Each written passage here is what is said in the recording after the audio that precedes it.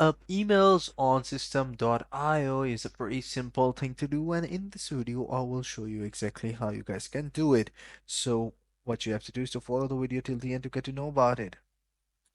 If you're new to the video, make sure that you like the video and subscribe to his channel and hit the bell icon so you won't miss any future updates. So what you have to do is to go to your Google Chrome and search for system.io. So once you have done that, you will be redirected to the web page of the Google search engine and you will see the System.io application link over here. Just simply go ahead and click on that. So the next step is very easy and simple. What you have to do is to go to the website.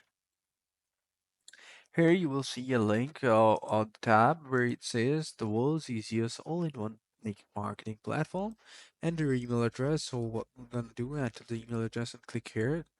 So it says free forever, no credit card required. So let's see if it's actually free or not. So it says almost there. All you have to do is check your email address, and we're gonna go and check the email address right here. So here it says that confirm the email. If you have actually created an account, simply go ahead and click on the confirmation link.